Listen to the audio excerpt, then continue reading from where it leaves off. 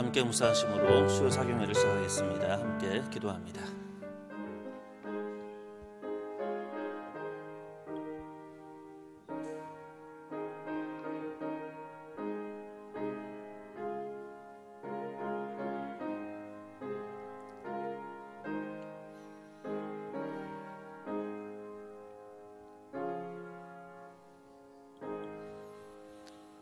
사랑의 하나님 감사합니다. 분주한 일상 속에서 잠시 우리 일상을 멈추고 주님께 집중하는 시간을 갖게 하심에 감사합니다.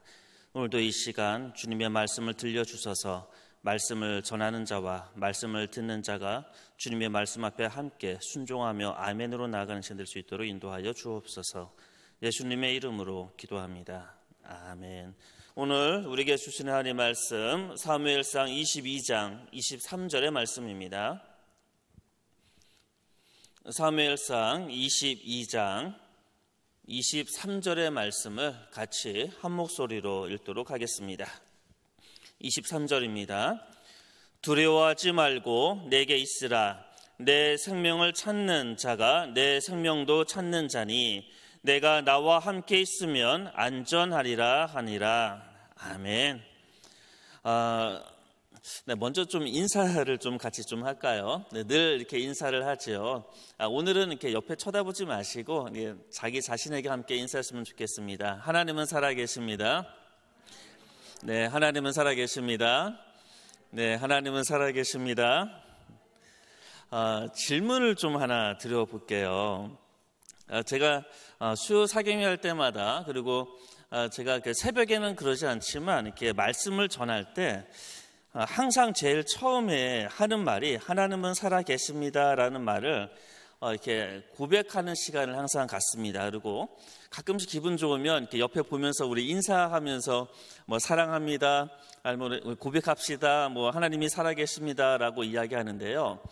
옆에 있는 분을 이렇게 쳐다보면서 이렇게 낯선 이하고 이렇게 인사를 할 때, 물론 이제 좀 중직자들은 거의 다 아시겠지만 이렇게 인사를 할 때요. 어떠십니까, 마음이? 네. 와, 이 시간이 막 기대되어진다. 인사해야지. 와, 이렇게 즐겁지 인사하는 게 막 이런 마음이 막 생기십니까? 아니면 마음이 굉장히 불편하고, 마음이 왜 이렇게 굳이 왜 시키지? 그냥 말씀만 듣고 싶은데, 또 마침 또 마음에 안 드는 사람 눈이 또 마주치고, 막 이런 상황에 당황하고, 혹시 어떠십니까? 오늘은 먼저 그 얘기를 좀 함께 좀 하고 싶어요.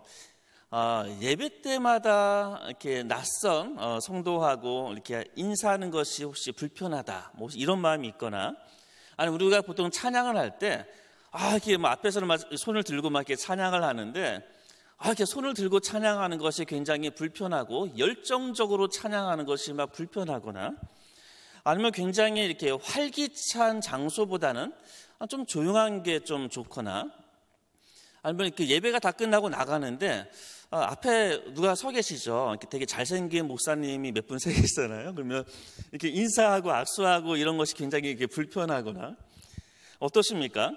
공동체의 교제가 굉장히 즐거운데 좀 이렇게 한 30분 정도 지나다 보면 뭔가 쉽게 지치고 뭐 집에 가고 싶고 그런 마음이 좀 생길 때도 있습니다. 눈에 띄는 역할보다는 조용히 봉사하기 원하는 그런 마음이 품을 때가 있어요.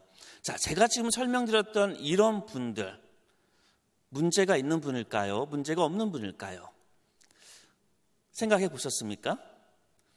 좀 더 다르게 표현하면 우리가 성령의 충만함을 받는다는 것은요, 우리가 굉장히 열정적인 사람이 된다는 것을 의미할까요?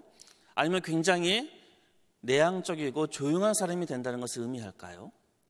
어떻게 생각하십니까?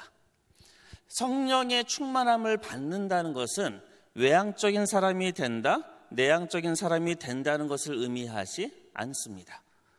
그러니까요, 이렇게 인사할 때 불편한 마음이 생긴다고 내가 신앙이 작거나 내가 성령의 충만함이 없나? 이런 착각을 안 하셔도 됩니다. 예배가 끝나고 나아갈 때 인사하는 게 왜 이렇게 쑥스럽지? 복도에서 대화하는 것이 굉장히 낯설고 힘들지라고 느끼면 그냥 내향적인 성격을 갖고 있는 사람이다라고 생각하셔야지, 내가 신앙에 문제가 있거나 내가 여전히 교회에 잘 정화하지 못했기 때문에 그런 것은 아닐까? 이렇게 생각하면 안 된다는 겁니다. 이 교회의 문화는요, 굉장히 외향적입니다. 생각보다요. 그래서 교회에서는 열정적이고 손들고 찬양하고 막 함께 인사하고 함께 대화하고 교제하는 것을 권면하고 좋게 이야기합니다. 하지만 기억하십시오. 우리의 성격은 하나님께서 내향적인 사람, 외향적인 사람 다양한 모습으로 창조해 주셨습니다. 제가 이런 얘기를 했었던 적이 있는지 모르겠지만요, 제가 청년들하고 대화하다가 제가 되게 놀랐던 적이 한 번 있어요. 청년들한테 물어봤거든요. 물론 이 교회는 아닙니다. 야, 전 목사님이 성격이 되게 내성적이다? 이렇게 이제 청년들한테 물어봤어요. 외향적인 것 같아, 내향적인 것 같아? 그리고 이제 목사님 성격 되게 내성적이야. 그러면 청년들이 열이면 열 다 믿지 않았어요. 청년 사역을 할 때는 굉장히 이렇게 좀 열정적으로 해야 되잖아요. 근데 저는 굉장히 내성적인 성격이고요.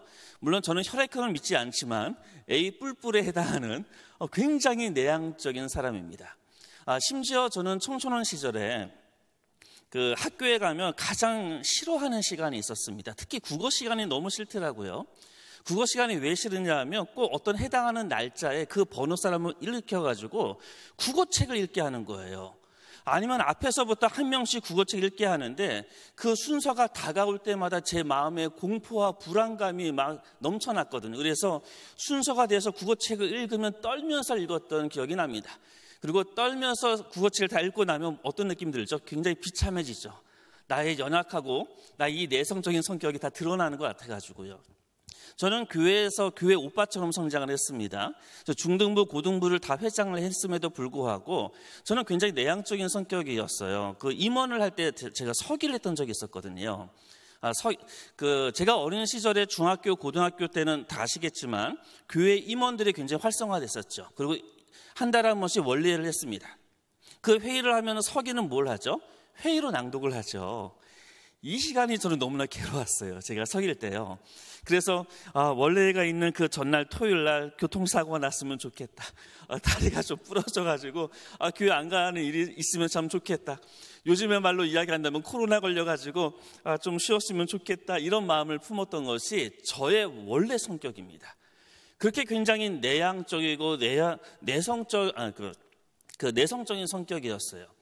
그런데 어느덧 제가 이제 교회 사역을 97년도부터 청소년 사역을부터 시작을 해서 97년부터 지금까지 20몇 년 동안 사역을 해왔습니다. 그러고 나니까 지금 제가 어떤 성격으로 지금 주변에서 이해합니까? 외향적인 사람일 것이다 라고 많이 오해를 합니다. 왜 이런 일들이 생길까요? 그것은 교회의 문화가 굉장히 외향적이기 때문에 그렇다라는 말을 먼저 드리고 싶습니다. 그러면서 여러분에게 한 가지 책을 소개해드리겠습니다. 오늘 함께 나눠드렸던 프린터를 보시면 제일 앞에 얼마 전에 나왔던 아주 따끈따끈한 책입니다. 너무 제목이 마음에 들어서 이 책을 요즘 읽기 시작을 했는데 굉장히 제목이 재밌어요. 내향적인 그리스도인을 위한 교회 사용 설명서입니다. 마음에 드십니까? 이 책에 부제가 있는데 외향적 교회 문화에서 나다운 모습으로 존재하기라는 그런 부제를 담고 있습니다. 그래서 교회 문화가 굉장히 외향적이다 이 얘기를 하는 거예요. 그래서 교회가 균형을 갖춰야 된다. 그러니까 결론은 그런 내용입니다. 교회가 내향적이거나 외향적이거나 균형 맞게 가야지 외향적인 사람만 너무 교회의 중심에 이르면 안 된다. 그런 식의 비판을 하는 내용이 있고 대안을 지금 우리에게 제시하는 내용입니다. 제가 이러한 내용을 설명드리는 것은 교회 안에 굉장히 내향적인 분들이 많아요. 그리고 이 내향성을 갖고 있는 사람들이 갖고 있는 큰 장점이 뭐냐 하면요. 광야로 들어갈 수 있는 힘이 강력합니다. 물론 우리는 쫓겨나기도 하죠. 우리는 어쩔 수 없이 광야로 들어가기도 하지만 내향적인 사람들의 교회 안에서 그리고 우리의 영성 생활 안에서 가장 강력하게 할 수 있는 것은 바로 자신의 내면으로 깊게 들어갈 수 있는 그런 집중력이 굉장히 높다는 겁니다. 제가 이 책을 소개해드리는 것은 오늘은 광야에 대한 이야기를 함께 나누고자 하기 때문에 이 이야기를 먼저 드리는 겁니다. 내향적인 성향이 있는 분들은 이 이야기를 들으면서 굉장히 어떻게 보면 만족할 수도 있지만 외향적인 사람은 좀 답답하게 느낄 수도 있을 것 같습니다. 어쨌든 오늘의 주제는 뭐냐 하면 광야에 들어가야 된다. 광야는 거룩함과 하나님의 신성을 만날 수 있는 거룩한 장소이기 때문에 그렇다. 그 이야기를 함께 나누고 싶어서 그렇습니다. 그래서 오늘 그 사울의 예언 현상이라고 하는 이 부분, 프린터에 있는 이 부분은 말씀이 다 끝나고 시간이 남으면 이 부분을 나눌 거고요. 오늘 저하고 가장 중심적으로 나눌 부분은 2페이지에 있는 내용입니다. 사실 지금 볼 때 이 표가 단순한 표인 것 같지만요, 꽤 오랜 시간에 제가 아주 정성을 다해서 만든 표입니다. 그리고 지금 지도는 제가 처음에 이 지도를 드렸죠. 그 지도에 다 넘버링을 다 했습니다. 그 1번부터 15번까지를요 다 간격 맞추고 해가지고 그 지역마다 다 넘버를 다 집어넣어서요 꽤 공을 들여서 다윗의 피난에 대한 이야기를 함께 나누려고 프린터를 좀 만들어봤습니다. 그리고 한 가지 양해드릴 것은 오늘 제목을 제가 망명의 시작이라고 제목을 원래 정했거든요.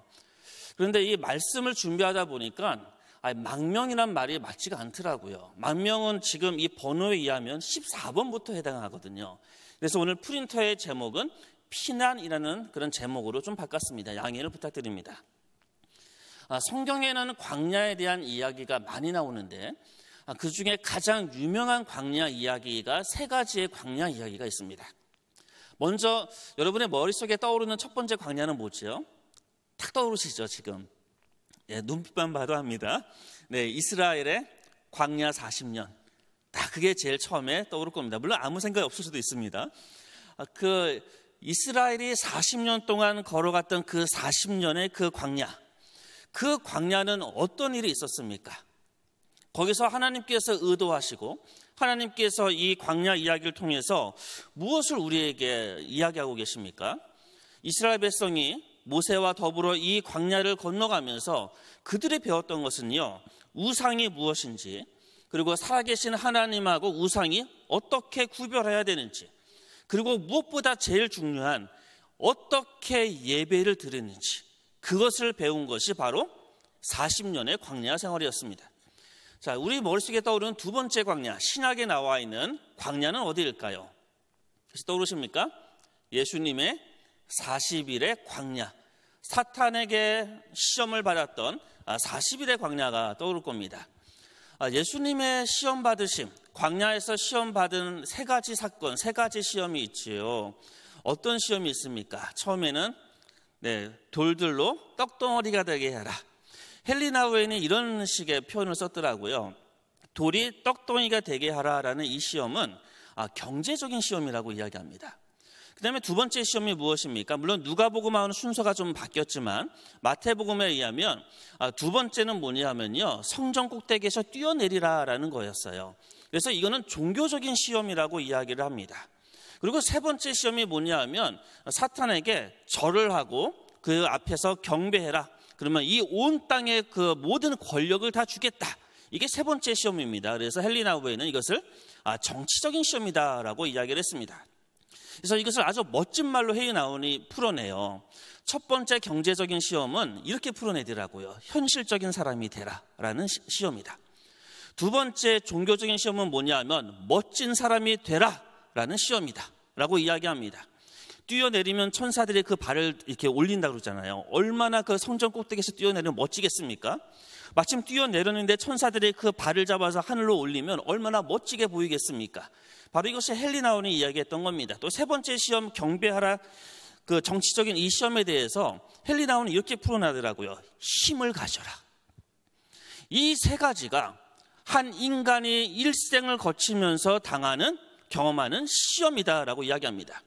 이것을 요한일서에서는 이렇게 이야기하지요. 현실적으로 되라. 육신의 정욕과, 멋진 사람이 되라.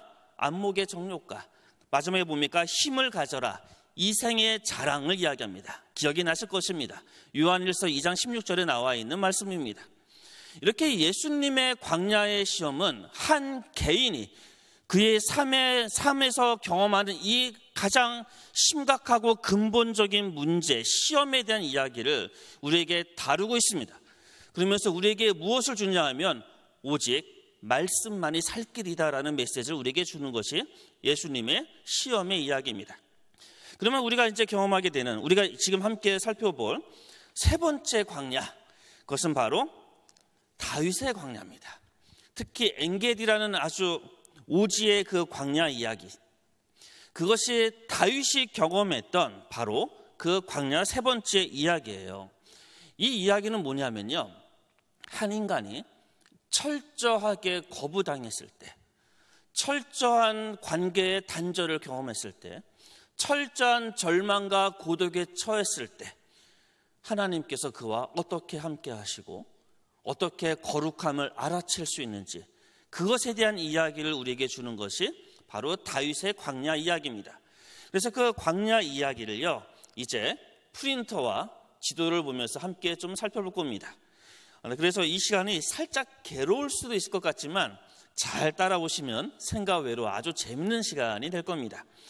어디서부터 어떻게 진행되어지는지 성경을 하나씩 찾아보면서 그 내용들을 살펴보면 오늘의 그 말씀의 시간에 어느 정도 이야기가 끝날 것 같습니다. 자, 먼저 지도를 먼저 보시면 1번을 찾으셔야 됩니다. 1번은 라마입니다. 라마에 있는 나요시라는 마을이지요. 자, 근데 이게 라마가 있는데요, 그 밑에 2번 바로 밑에 기브아라고 보이십니까? 네, 찾으셨나요? 자, 이 기브아라는 지역은 아주 사울에게 의미가 있는 장소지요. 어떤 장소입니까? 사울이 수도로 삼았던 도시가 기브아입니다. 그래서 이 기브아에서부터 사실 시작이 됩니다. 다윗이 기브아에 들어가서 어떻게 하죠? 사울 옆에서 있다가 결혼을 하게 됩니다. 그리고 이 기브아에서요, 그 사울의 딸인 미갈의 도움을 받아가지고 이제 그 목숨을 유지하게 되는 장면이 바로 기브아에서 일어났어요. 그래서 이 기브아에서 가장 먼저 갔던 곳이 바로 1번에 해당하는 라마라는 곳으로 가게 됩니다. 자, 이 라마는 누구의 고향입니까? 사무엘의 고향이에요. 여러분, 그 인생의 어려움을 경험하게 되면 누구를 찾아가지요? 인생의 어려움을 경험하게 되면 아버지와 어머니를 찾게 됩니다. 아니면 형제를 찾게 되거나 영적인 아니면 정신적인 스승을 찾게 됩니다.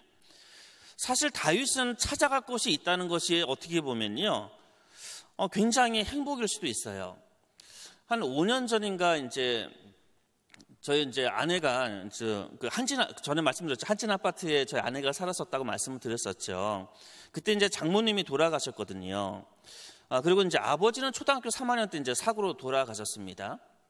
그러고 나서 제가 이제 저희 부모님이 그 제주도에 계시기 때문에 제가 좀 마음이 좀 힘들 때 그 제주도에 이제 부모님을 좀 찾아뵈러 갔어요. 가서 상담을 하고 깊은 마음의 이야기를 하려는 것이 아니라, 여러분 아시죠? 그냥 보는 것만으로도 마음의 위로를 받잖아요. 그래서 이제 특히 저는 이제 어머니를 참 좋아하거든요. 어머니를 만나고 이제 돌아왔는데 아내가 툭 던지는 말이 한마디가 제 가슴에 꽂혔어요. 그게 뭐냐면, 당신은 참 좋겠다, 찾아갈 때가 있어서. 그 말에 굉장히 확 꽂히더라고요.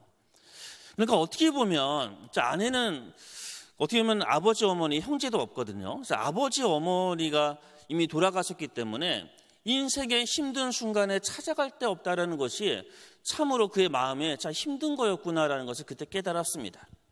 지금 라마는요, 이런 모든 어려움 속에서 라마가 아니라 다윗은 이 모든 어려움 속에서 그래도 라마에 찾아갑니다. 영적인 스승이었고 자신에게 기름 부음을 주었던 사람, 왕이라고 이야기했던 사람, 뭔가 그때 수도 기브아에 들어가서 뭔가 인생이 잘 풀릴 것 같았는데 완전히 망한 거잖아요. 죽임을 당하려고 그러고 한 나라의 왕이 자신의 목숨을 노리고 있다는 것은요, 상상을 초월하는 거잖아요.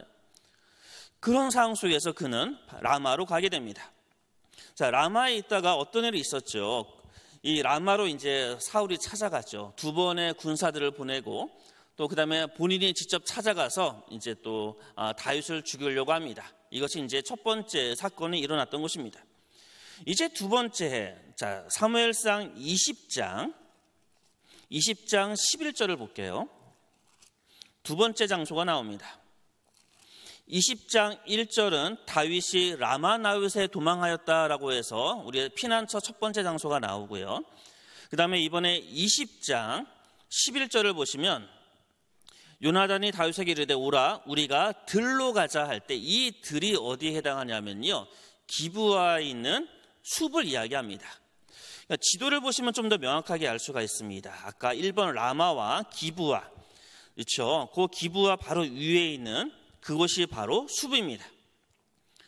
이 숲은 요나단도 지금 기브아에 있었기 때문에 가기 쉬웠을 것이고, 다윗도 라마에 있었기 때문에 가기 쉬웠을 것입니다. 여기에서 만나게 됩니다. 요나단과 이곳에서 만나서 어떤 일을 하게 됩니까? 요나단이 제안을 하죠.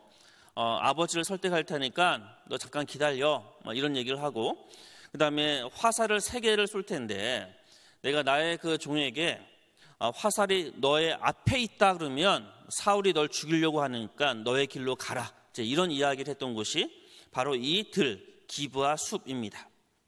그런데 끝내 어떤 일이 일어나게 됩니까? 사울이 죽이려고 그러지요. 그래서 화살을 던져서 화살을 쏘고 나서 이야기합니다. 요나단이 화살이 내 앞에 있다. 이 이야기를 했던 요나단의 가슴이 참 쓰렸을 것 같아요. 가장 친했던 버시였고 친구였는데 내 아버지가 널 죽이려고 하니까 이제 가. 그 얘기를 하는 거거든요. 바로 그 장소가 바로 이곳이었습니다. 이제 3번째 장소로 한번 우리는 가보겠습니다. 3번 노비라고 되어 있지요. 자, 우리 1번, 2번 따라오셨죠. 그 다음에 2번의 바로 밑에 노비 있습니다. 노비라는 곳은 어떤 곳입니까? 이곳은 그 성소, 성막이 있었던 곳이에요. 실로에 있었던 그 성막이 무너지고 그 성막이 이제 노베에 이제 세워지게 됩니다. 그리고 이곳에 이제 진설병이 있었지요. 그래서 다윗이 이제 진설병을 배고파서 이제 진설병을 먹었던 사건이 일어나고, 그 다음에 골리앗의 칼을 얻었던 곳이 바로 이 노비입니다. 근데 이 사건이 지금은 말씀드리지 않겠지만 이후에 이제 노베에 있는 제사장의 학살 사건으로 이어지는 장소가 바로 이 장소입니다. 자, 이번에는 4번째 장소로 이동해 보겠습니다. 4번입니다. 자, 노베에서 4번은 왼쪽으로 쭉 가셔야 됩니다. 네, 왼쪽으로 대각선으로 쭉 가시면 4번 가드. 네, 혹시 찾으셨습니까? 네, 가드. 네, 21장 1절이죠. 사무엘상 21장 1절을 보시면 노비라고 나오고요. 그 다음에 21장 10절을 보시면 이번에 가드라는 곳이 나옵니다. 다윗은 이런 결심을 했던 것 같아요. 내가 죽게 됐으니까 이제 이방 땅으로 가서 내 목숨을 부지해야지, 아마 이런 생각을 좀 했던 것 같아요. 그래서 가드로 갔는데 골리앗의 칼을 들고 갔어요. 마침요. 이 골리앗의 칼이 뭐죠? 가드 사람 골리앗을 죽이고 얻었던 칼이에요. 그러니까 이게 환영을 받을 수가 없을 것 같아요. 뭔가 적대적인 상황과 분위기였기 때문에 아주 다윗은 이때 눈치를 채는 것 같아요. 내가 여기서 죽을 수도 있겠구나. 그래서 아주 다윗의 인생 속에서 흑역사, 요즘의 말로 표현하면 흑역사가 일어납니다. 어떤 일을 하죠? 미친 채 합니다. 미친 채 하면서 침을 흘리고 이렇게 미친 채를 합니다. 그것을 바라봤던 가드왕 아기스가 저 미친놈을 왜 데려왔냐고, 저 내보내라고 하면서 겨우겨우 목숨을 부지하게 됩니다. 이렇게 목숨을 부지하고 나서 다윗이 시를 쓰지요. 그 시를 한번 찾아보겠습니다. 시편 34편입니다. 오늘 좀 약간 분주할 겁니다. 시편도 찾고 성경도 찾고 하면서 좀 지도도 보고 하면서 약간 복잡할 수 있지만 언제 이렇게 한번 보겠습니까? 오늘 한번 다 이렇게 보도록 해보겠습니다. 시편 34편입니다. 시편 34편을 보면 먼저 제목을 보시면요. 제목이 어떻게 되어져 있지요? 아비멜렉 앞에서 미친 채 하다. 이 아비멜렉이요, 아기스예요. 그러니까 지금 이 가드란 지역에서 미친 채 하다가 쫓겨나서 했던 시가 바로 이겁니다. 자, 그러니까 어떤 고백을 했을까요? 34편 8절을 보시면 너희는 여호와의 선하심을 맛보아할지라 그에게 피하는 자는 복이 있도다. 이런 이야기를 합니다. 그런데 저는 이 말씀 중에 참 감동적인 것은 9절의 말씀이에요. 너희 성도들아 여호와를 경외하라. 그를 경외하는 자에게는 부족함이 없도다. 여러분, 이 시를 그냥 교회에 앉아서 음악 연주에 맞춰서 편안한 마음으로 부르는 시가 아닙니다. 이 배경은 뭡니까? 지금 인생의 흑역사, 미친 채 하면서 겨우 목숨을 부지하고 나서 그 다윗이 이렇게 고백하는 거예요. 하나님을 경외하라. 그를 경외하면 부족함이 없다. 여러분, 이게 가능한 고백입니까? 참으로 다윗의 위대함과 그의 깊은 신앙을 보여주는 것 같습니다. 우리의 인생 속에서 살다가 지우고 싶은 흑역사가 있으시죠? 그렇죠? 그런 순간들 있잖아요. 제가 물어보지는 않을게요. 저도 차마 얘기 못 하겠습니다. 그런 흑역사들이 있어요. 그런데 하나님을 경외하라. 하나님이 함께 하시고 하나님을 경외하면 나에게 부족함이 없어. 이렇게 얘기할 수 있습니까? 얘기할 수 있다는 거예요. 다윗이 그렇게 했다는 거예요. 그리고 사실 따져보면 우리의 흑역사가 있음에도 불구하고 지금 여기에 앉아 계시잖아요. 하나님을 예배하고 있지요. 지금 이렇게 우리가 호흡을 하고 그래도 주님을 찬양할 수 있다는 것, 하나님을 경외할 수 있다는 것, 그럼에도 불구하고 하나님이 채워주셨구나. 그 흑역사를 우리 하나님께서 다시 새로운 모습으로 회복시켜 주셨구나라고 우리 고백할 수밖에 없습니다. 자, 이제 이 가드 지역에서 5번째 지역입니다. 5번째 지역을 찾아봅시다. 이번에 가드입니다. 가드가 아니죠. 가드에서 아둘람입니다. 자, 5번을 찾아보세요. 여기 노안이와 씨도 잘 안 보이네요. 5번하고 오른쪽에 아둘람이라고 나오지요. 22장 1절에 이제 아둘람이라고 나옵니다. 이 아둘람에서는 어떤 일이 있었을까요? 아둘람에 갔을 때 가족들이 찾아옵니다. 다윗의 가족은 어디 있었냐면 베들레헴에 있었어요. 이세 사람, 베들레헴 사람 이세잖아요. 그래서 베들레헴에서 지금 아둘람까지 온 겁니다. 베들레헴은 어디 있습니까? 위로 조금 올라가다가 오른쪽으로 가면 빨간 색깔로 베들레헴 나오는데 거기서부터 가족들이 찾아온 거예요. 가족들이 왜 찾아왔는지는 우리가 충분히 이해할 수 있지요. 다윗이 지금 왕에게 목숨을 쫓기는 상황인데 가족들이 무사하겠습니까? 이 시대에, 그렇죠? 그러니까 가족들이 지금 헐레버터 아둘람까지 온 거예요. 이때 다윗의 마음은 두 가지였을 것 같아요. 홀로 도망 다니고 미친 채 하다가 겨우 목숨을 부지한 상황 속에서 가족을 딱 맡아들었을 때 사실 성경에는 없지만 제 상상력을 발휘한다면 아마 펑펑 울었을 것입니다. 너무나 서럽고 이 상황이 안타까워서 가족을 만나는 순간에 펑펑 울었을 것입니다. 우리 아들을 군대 보내면 또 운다 그러잖아요. 휴가만 나와도 딱 보면 우는데, 그렇죠? 물론 딸만 있다면 죄송합니다. 어쨌든 딸을 잠깐 시집 보내고 그 순간에도 우리 울잖아요. 바로 그런 마음, 그 아둘람에서 그런 일들이 있었을 거라고요. 가족을 보는 순간에 그 서러움과 온갖 감정이 나와서 펑펑 울었을 것입니다.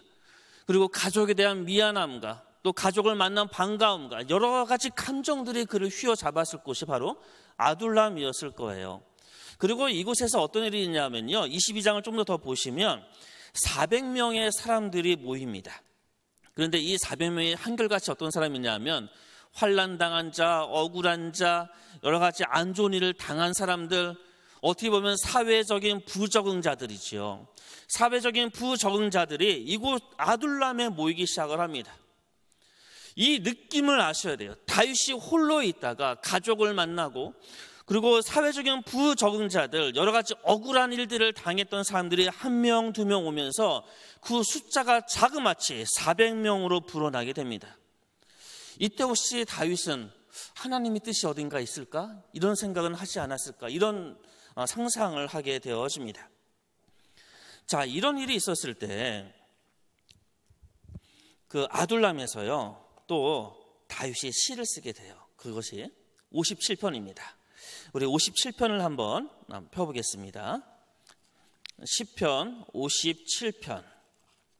그리고 프린터에는 제가 깜빡하고 놓지 않았지만 142편도 여기에 포함이 됩니다. 자, 57편을 보시면요. 찾으셨죠? 57편 1절을 읽을 건데 이 상황을 상상하시면서 읽으셔야 돼요. 아둘람 굴에 겨우 도망가서 반가운 가족, 그다음에 억울한 사람들을 만나는 상황 속에서 이 고백을 한 겁니다. 57편 1절입니다. 하나님이여 내게 은혜를 베푸소서, 내게 은혜를 베푸소서. 내 영혼이 주께로 피하되 주의 날개 그늘 아래에서 이 재앙들이 지나가기까지 피하리이다. 이게 얼마나 간절한 기도였을까요? 아둘람굴에서 온갖 모든 감정을 경험하면서 많은 사람들이 모이는 상황 속에서 이 재난과 이 모든 재앙으로부터 주님의 날개로 피하오니 나를 지켜달라는 간절한 기도가 57편입니다. 그리고 우리에게 너무나 유명한 말 57편 7절의 말씀. 하나님이여 내 마음이 확정되었고 내 마음이 확정되었사오니 내가 노래하고 내가 찬송하리이다. 내 영광아 깰지어다. 비파야 수금아 깰지어다. 내가 새벽을 깨우리로다. 다윗은 이제 이야기하는 겁니다. 내가 마음을 굳게 이제 확정했습니다. 내가 이제 마음이 흔들리지 않을 겁니다. 아마 400명이 모이는 상황 속에서 어렴풋 하나님의 뭔가 거대한 역사하심이 나를 지금 지배하고 나를 이끌고 있다는 그 확신이 그 안에 있었던 것 같습니다. 그래서 다윗은 이야기합니다. 주여 내가 내 마음을 확정했습니다. 내가 마음을 굳게 먹었습니다. 내가 하나님을 찬양합니다. 그렇게 고백합니다. 그리고 8절 끝에 새벽을 깨운다고 그러지요. 다윗이 그 아둘람 굴에서 맞이하는 새벽은 어땠을까요? 굴 속에서 깊은 잠을 자고 동트오르는 그 광야의 저 멀리에서 떠오르는 태양을 바라보며 그 새벽에 그가 경험했던 경험은 무엇일까? 그 태양을 바라보며 다윗은 하나님의 거룩함, 하나님의 신성, 무엇인가 나를 붙잡고 있는 하나님의 놀라운 그런 깊은 임재, 그런 것들을 경험하진 않았을까 상상하게 되어집니다. 자, 이제 아둘람에서 가족들하고 다 왔죠. 그런데 이제 가족을 좀 보호해야 될 것 같아요. 그렇죠? 그래서 이제 다윗이 자신의 가족을 데리고 모압 미스베라는 곳으로 가게 됩니다. 이것이 6번입니다. 6번이 어디냐면요, 사해의 오른쪽에 있어요. 사해의 오른쪽 밑에 보면 길 하라셋이라는 곳이 있거든요. 이곳이 바로 모압의 미스베. 이 미스베라는 말이 무슨 뜻이냐면 수도라는 뜻이에요. 그래서 모압의 수도가 길 하라셋입니다. 그래서 그 가족들을 데리고 지금 아까 그 5번에서요, 그렇죠? 아둘람에서 쭉 밑으로 사해를 건너가지 못하니까 아마 그 해변을 따라서 쭉 소아를 거쳐서 이렇게 길 하라셋까지 쭉 가족을 데리고 갔을 것입니다. 근데 자신의 가족을 그리고 이제 맡기지요. 거기 모압 왕에게요. 왜 굳이 모압으로 갔는지는 우리가 대충 알 겁니다. 증조 할머니가 모압 사람 루시였기 때문에. 그러니까 뭔가 좀 기댈 여지가 있었던 겁니다. 혈족이었죠. 그래서 모압 사람들, 모압 왕에게 이제 자신의 가족들을 이렇게 맡기게 됩니다. 그런데 나중에 이제 그 모압하고는 관계가 굉장히 나빠져요. 그래서 아주 그냥 모압 사람들을 학살하는 장면이 이제 사무엘 하에 8장에 나오거든요. 전승에 의하면 이런 이야기가 있어요. 그 다윗의 그 아버지를 모압 사람이 이렇게 그 죽였다라는, 그 모살했다는 그런 전승이 있습니다. 그거에 대한 보복으로 사무엘하 8장 2절에 보면 아주 잔인하게 이제 모압 사람들을 죽이는 장면이 나오게 됩니다. 어쨌든 그는 그 다윗의 나중 이야기고 지금은 자신의 사랑하는 가족들을 이제 이방 사람 왕에게 맡기게 됩니다. 그러고 나서 이제 사무엘상 22장을 찾아볼게요. 22장. 사무엘상 22장 4절입니다. 자, 3절을 보면 다윗이 거기서 모압 미스베로 가서 모압 왕에게 이르되 하면서 맡겼습니다. 사무엘상 22장 3절 방금 봤고요. 이제 4절을 보시면 부모를 인도하여 모압 왕 앞에 나아갔더니 그들은 다윗이 요새에 있을 동안에 모압 왕과 함께 있었다라고 이야기합니다. 그 다윗이 어디로 갑니까? 그 다음에 간 곳이 요새라는 곳을 갑니다. 요새의 히브리어가 마사다입니다. 마사다는 굉장히 유명한 곳이에요. 그 로마 군대에게 마지막까지 저항했던 곳이 바로 이곳입니다. 마사다입니다. 바로 그것이 7번입니다. 7번 한번 찾아보겠습니다. 자, 그 사해에 보시면 사해 왼쪽에 바로 해변에 붙어 있지요.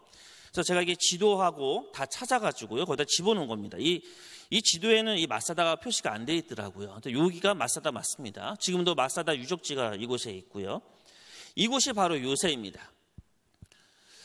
이 요새에 있으면서 다윗은 굉장한 영감을 얻었던 것 같아요. 그래서 그의 시에 보면 이런 표현이 있습니다. 하나님은 나의 반석이시오, 하나님은 나의 요새시라. 이때 이 요새가 마사다입니다. 그래서 지금 10편 18편이라든가 제가 표에다가는 표시를 했거든요. 18편, 31편, 71편, 91편, 140편 이렇게 쭉 표현했는데, 이만큼 이 요새가 다윗에게 깊은 영적인 영감을 줘서 하나님이 나의 요새구나. 비록 내가 지금은 너무나 어렵고 내 가족 하나 건사하지 못해서 이방인에게 맡기는 그런 신세일지 모르겠지만, 그래도 하나님이 나의 반석이고 하나님이 나의 요새구나. 그 깊은 영감을 줬던 것이 바로 이곳입니다. 자, 그리고 나서 그가 갔던 곳이 8번째 헤렛수풀로 가게 됩니다. 자, 헤렛수풀은 바로 22장 5절에 바로 나와요. 지금 아까 읽었던 사무엘상 그 말씀 중에 22장 5절을 보시면, 선지자 갓이 다윗에게 이르되 너는 이 요새에 있지 말고 떠나 유다 땅으로 들어가라. 다윗이 떠나 헤렛수풀에 이르니라. 그러니까 이방 땅에 있다가 이제 다시 헤렛수풀로 가게 됩니다. 자, 8번을 찾아보겠습니다. 8번은 마사다에서 위로 쭉 올라가면 엔게디가 있고요. 엔게디에서 옆으로 쭉 대가선처럼 올라가면 아까 아둘람이 나올 겁니다. 아둘람하고 그일라 사이에 8번이 있지요. 여기가 헤렛수풀입니다. 이 헤렛수풀에서 이게 명확한 지역은 아니고 이렇게 막연한 지역을 얘기해요. 이 헤렛수풀에서요, 특별한 일들이 좀 일어나요. 뭐냐면요, 헤렛수풀에서 다윗이 한 가지 소식을 들어요. 그 소식이 아까 이야기했던 그 도액이라는 사람 기억나시지요? 노베 제사장들이, 그러니까 이제 노베 제사장 아비아달이 이제 다윗에게 이제 먹을 것을 줬죠. 그걸 들었던 이제 사울이 도액의 밀고를 듣고 이곳에 가고 노베에 찾아가서 거기에 있는 모든 제사장들을 다 학살합니다. 그 소식을 듣게 됩니다. 그러고 나서 이제 아비아달이라는 제사장이 에봇을 갖고 유일하게 혼자 살아남아서 다윗에게 찾아옵니다. 그 장면이 헤렛수풀에서 있었어요. 근데 이것이 가지는 의미는 뭐냐면요, 다윗의 일종의 많은 사람들과 있으면서 에봇이 있다는 것은 제사장권이 있다는 거거든요.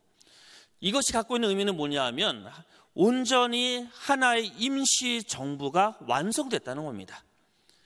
제사장이 있을 때, 에봇이 있을 때 하나님의 뜻을 물어볼 수 있기 때문에, 비록 이 헤렛수풀에서 이제 유다 땅에 들어간 첫 번째 장소잖아요. 이곳에서 다윗의 임시 정부가 이제 완성됩니다. 그것이 헤렛수풀에서 일어난 일입니다. 그럼에도 불구하고 참으로 가슴 아팠죠. 노베 학살의 이야기를 들으면서요. 그리고 그가 시를 씁니다. 이번에 시편 52편을 잠깐 찾아보겠습니다.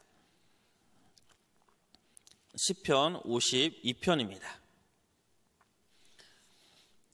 노베에 있었던 많은 제사장이 다윗에게 골리앗의 칼을 주고 먹을 것과 음료를 줬다는 이유 하나만으로, 그리고 다윗이 왔다 갔다는 그 이야기를 알리지 않았거든요. 보고하지 않았거든요. 그 이유 하나만으로 다 죽입니다. 그리고 나서 시편 52편에서 다윗은 이렇게 시와 기도로 하나님 앞에 이야기합니다. 52편 1절 잠깐 보겠습니다. 4절까지 제가 읽을 겁니다. 포악한 자여, 내가 어찌하여 악한 계획을 스스로 자랑하는가? 하나님의 인자하심은 항상 있도다. 내 혀가 심한 악을 꾀하여 날카로운 삭도같이 간사를 행하는도다. 내가 선보다 악을 사랑하며 의를 말함보다 거짓을 사랑하는도다. 간사한 혀여, 너는 남을 해치는 모든 말을 좋아하는도다. 그렇습니다. 참 이게 그 마음이 좀 느껴지십니까? 얼마나 안타까운 마음으로 이렇게 이야기했는지 우리는 충분히 이해할 수가 있습니다. 그리고 우리 7절을 좀 볼게요. 이런 이야기를 해요. 이 사람은 하나님을 자기 힘으로 삼지 아니하고 오직 자기 재물 풍부함을 의지하며 자기의 악으로 스스로 든든하게 하던 자라 하리로다. 그러나 나는 하나님의 집에 있는 푸른 감람나무 같음이요 하나님의 인자하심을 영원히 의지하리로다. 주께서 이를 행하셨으므로 내가 영원히 주께 감사하고 주의 이름이 선하심으로 주의 성도 앞에서 내가 주의 이름을 사모하리이다. 여러분, 이것이 이해가 되십니까?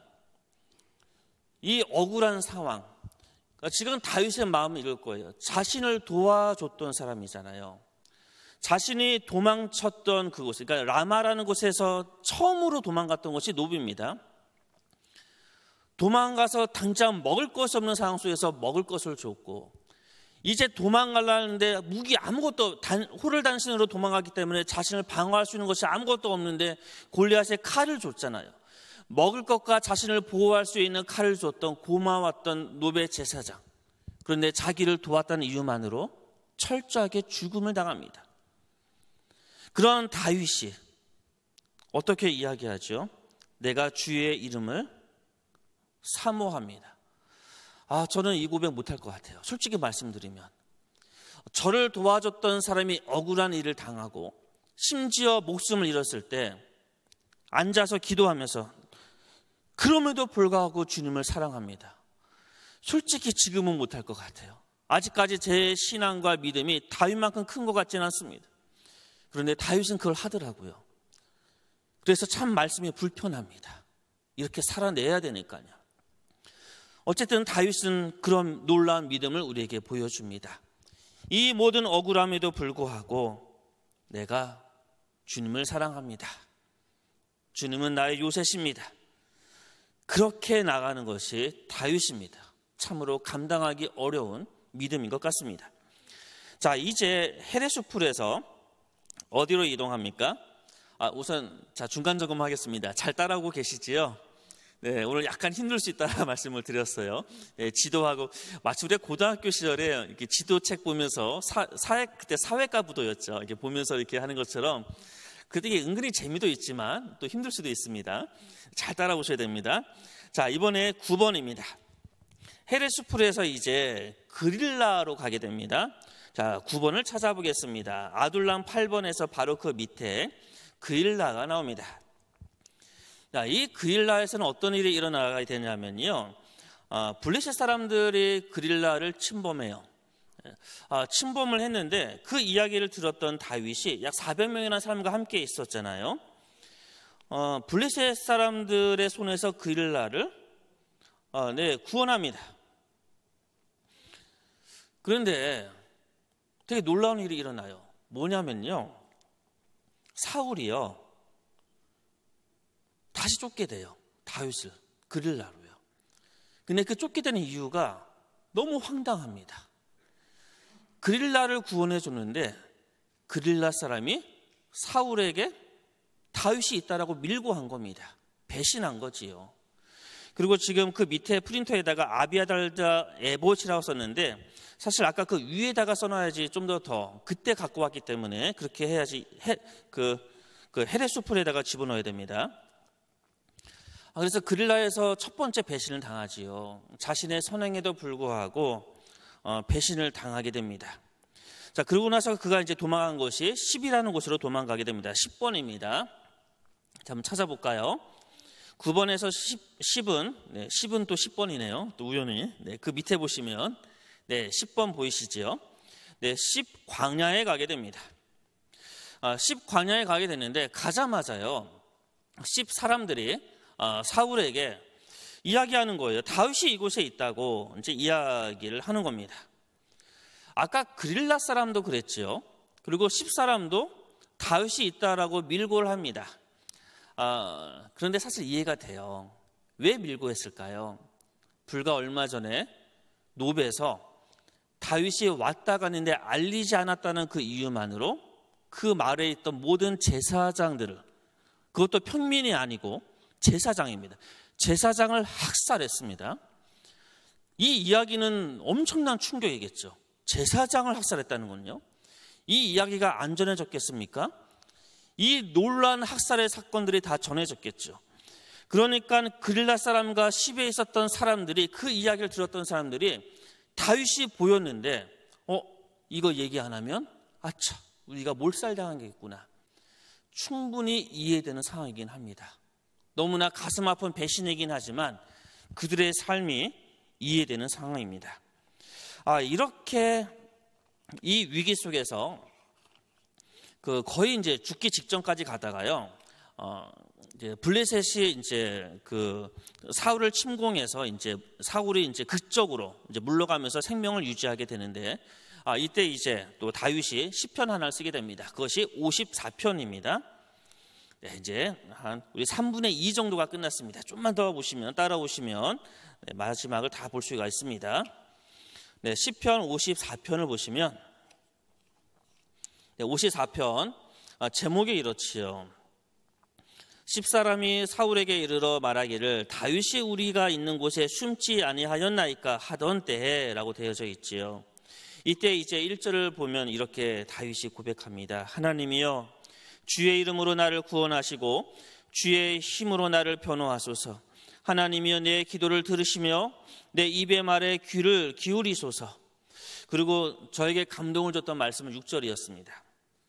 내가 낙헌제로 주께 제사하리이다. 여호와여, 주의 이름에 감사하오리니 주의 이름이 선하심이니이다. 다윗은 지금 두 번의 배신을 경험하죠. 그러고 나서 뭘 합니까? 낙헌제 드립니다. 요즘의 말로 이야기한다면 예배 드린다는 거예요. 예배를 회복합니다. 인생의 어려움과 배신을 당했을 때 믿는 자들이 가야 될 길은 무엇일까요? 같이 보복하고 같이 칼을 들고 같이 삭대질하고 멱살을 잡는 걸까? 우리는 다윗의 이 이야기를 통해서 우리는 주님께서 우리에게 들려주는 마음을, 그 뜻을 알게 됩니다. 예배를 회복해라. 하나님과의 관계를 회복하라는 거예요. 사람과의 관계 배신을 당하고 억울한 일을 당했는데 하나님께서 우리에게 요구하는 것은 하나님하고 관계를 회복해라. 내가 선하니까 나하고의 관계를 회복해라. 그러면 해결해 주시겠다라는 뜻입니다. 그래서 저는 이 6절의 말씀이 굉장히 감동적이었어요. 여전히 저의 믿음이 부족해서 참 하기 어렵지만 억울한 일을 당했을 때 예배를 회복해라. 하나님이 선하시기 때문에 그렇게 우리 주님께서 말씀하고 계십니다. 이제 11번으로 가보겠습니다. 11번은 엔게디지요. 엔게디요. 엔게디는 사회의 바로 옆에 붙어 있습니다. 이 엔게디라는 이 지역은요, 아주 깊은 광야예요. 그래서 개인적으로 제가 좋아하는 유진 피터슨이 이 엔게디를 굳이 찾아갔다 하더라고요. 이 엔게디에 이제 다윗이 오랫동안 머무르거든요. 그래서 그 엔게디에서 머무르면서 그의 감정들을 이제 글로 썼던 글이 좀 있어요. 굉장히 험난하고 도달하기도 어려운 것이 엔게디라고 합니다. 또 그래야지 사울이 오지도 못하겠지요. 그래서 이 유진 피터슨이 이 엔게디에서 이런 글을 썼습니다. 제가 한 3줄 정도 되는 이 글을 읽어드리겠습니다. 한번 들어보십시오. 광야에 있은 지 1시간 정도 지나자 시각과 청각과 후각이 예민해지기 시작했다. 광야에서는 그렇게 된다. 당신은 더 많은 것을 보고 들으며 더 많이 믿게 된다. 이것이 바로 우리의 영성 전통에서 광야가 그토록 중요한 위치를 차지한 이유다. 소음도 없고 사람도 거의 살지 않는다. 짐승들이 조금 있기는 하지만 대개 눈에 띄지 않는다. 자, 그 다음에 문장이 중요합니다. 그런데 이러한 고독 속에서 거룩에 대한 감각이 생겨난다. 신성함이 드러난다. 유진 피터슨이 엔게디에 찾아가서 하루가 지나고 나서 이야기하는 겁니다. 내 모든 감각이 다 예민해지기 시작하고, 그리고 무엇보다 거룩함에 대한 감각이 생겼다라고 이야기합니다. 여러분, 이 느낌을 좀 아셨으면 좋겠습니다. 저는 아직 성지순례 한 번도 가보지 못했기 때문에 꼭 가보면 이 엔게디라는 곳을 가서 이 느낌을 한번 가져보고 싶어요. 엔게디에서 다윗은, 그리고 그의 지금의 이 광야 생활 속에서 그는 정말 중요한 것들을 찾았을 것입니다. 바로 거룩함에 대한 감각입니다. 하나님의 그 임재에 대한 강력한 그 경험이 그를 아마도 붙잡았을 것입니다. 자, 그리고 나서 이제 12번부터 15번까지 이번엔 좀 빠르게 갈 겁니다. 자, 12번을 찾아보십시오. 밑으로 쭉 내려가면 12번에 마온이 나오고요. 나발과 아비가일의 사건이 있었던 곳입니다. 그래서 아비가일을 나중에 아내로 맞이하게 되는 지역이 12번이고요. 그 다음에 13번은 다시 아까 10입니다. 10. 우리 아까 10번에 10이었죠. 그 오른쪽에 13번도 써 있잖아요. 10강을 가게 되어지는데 여기서는 사울의 창과 물병을 가져오는 그 사건이 일어나는 곳이 바로 이 13번입니다. 그러고 나서 이제 14번 바로 망명을 하게 돼요. 자, 14번 아까 4라고 써졌던 가드 지역이지요. 그래서 14번에 600명과 함께 가드왕 아기스에게 망명을 하고 이때는 환영을 받습니다. 처음에는 배척을 받지만 환영을 받게 됩니다. 그리고 이제 아기스가, 가드왕 아기스가 시글라라는 곳을 주게 됩니다. 시글라라는 곳을 주게 되고요. 그것이 15번입니다. 자, 가드에서 밑으로 쭉 내려오시면 시글락이라고 써 있고 15라고 써 있을 것입니다. 자, 여기 시글락에서 이제 다윗이 다시 이제 돌아가기까지 이곳에서 머무르면서 지내게 되어집니다. 이게 이제 다윗이 광야에서 보냈던 모든 피난처, 그의 피난처의 모든 그 과정들입니다. 무엇보다 이 과정을 통해서 저는 아까 처음에 말씀드렸던 유진 피터슨의 이 느낌을 가져가기를 소원합니다. 거룩함에 대한 감각이 그에게 생겨났다. 고독 속에서 이 거룩함의 감각이 그에게 나타났다. 광야는요, 꼭 지형적인 것만을 이야기하지 않지요. 우리의 상황적인 광야도 있습니다. 광야의 특징은요, 관계 단절입니다. 철저한 버려짐입니다. 우리는 함께 성강교회를 같이 다니고 있습니다. 그럼에도 불구하고 우리는 성강교회 안에서 광야를 지금 아마 경험하시는 분이 있을 겁니다. 관계의 끊어짐 때문에 그럴 겁니다. 그때 우리는 유진 피터슨의 이 말, 거룩함의 감각을 깨달을 시간이다. 이 말을 좀 기억했으면 좋겠어요. 우리가 내향적인 성격을 갖고 있으면서 우리는 홀로 고독을 더욱더 깊게 들어가고 자기 성찰의 능력이 뛰어난 분들도 계실 것이고, 또는 외향적인 성격으로 많은 관계를 맺는 사람들도 있을 것입니다.